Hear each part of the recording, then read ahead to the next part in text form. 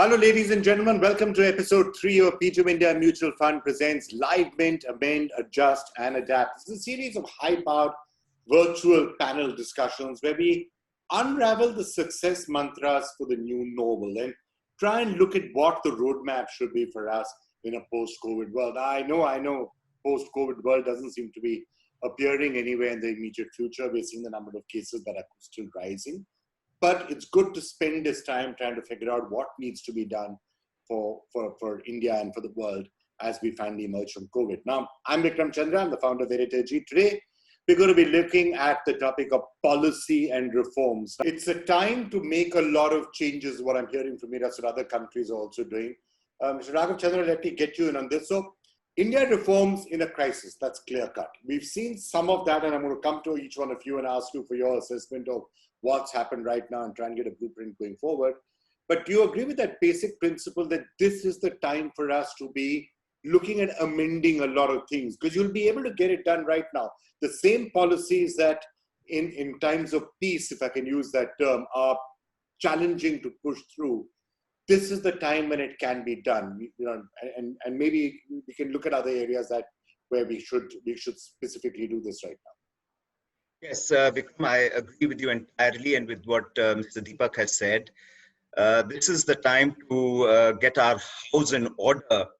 And I can talk about infrastructure as a case in point, where I feel that, there are a lot of lessons for us, if nothing else, from China itself.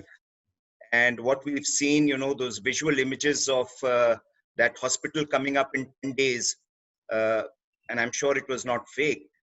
Those are very clear pointers that we need to ramp up our infrastructure, and infrastructure not in terms of just physical infrastructure, but also in terms of our technologies for building that infrastructure. So when you're looking at technologies for building infrastructure, and that's an area where very little focus has historically gone. And while we can build highways, we can build ports, we can build airports, and all that is very necessary and important.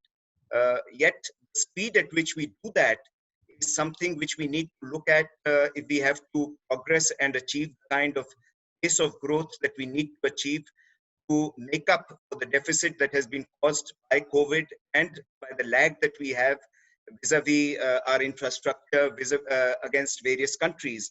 So, for instance, construction equipment is, most of our equipment today is being imported. Very little top quality construction equipment is being manufactured in India. Construction materials is another thing where we are lagging. A lot of it is being imported. And the overall need to ramp up our systems of tendering. So, for instance, we've been talking of this huge thing about traditional tendering system versus giving away the L1 and going in for more quality-based tendering. Policy stability, as you were discussing earlier, is an important part of it. Incentives are an important part of it. Finding ways that we can give them an easy way to get this thing set up would be another aspect of it. What else would you add, Mr. Chandra, to that? Well, consistency in our labor laws is something which is extremely important, and the entire concept the SEZs, because I was handling some of this in the state government on the other side as an officer looking after industrial development. So the entire concept of SEZs was built around trying to insulate and creating policies and a policy framework where the foreign investor would feel comfortable and which would not be amenable to the vicissitudes of state government policies.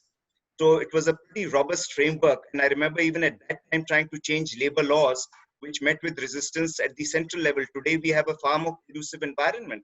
So SEZs should be allowed to actually have foreign investors, convenient or foreign investor friendly labor laws. And also the land use planning of SEZs needs to be changed and modified to suit investment needs of foreign investors, so as they are encouraged to develop their manufacturing zones as complete cities. I mean, these are not just industrial estates like a HSIDC, Industrial Area Development Authority. They are complete. If you go to, for instance, Suzhou or any of these SEZs in China. They're complete cities in themselves. So they have residential areas, they have clubs, they have pubs, they have multiplexes, and so on. So it's a complete life within a life, which will encourage a foreign investor to feel that he's almost replicated his country's environment in your land. That is what will give him the requisite comfort to be able to look in a positive way.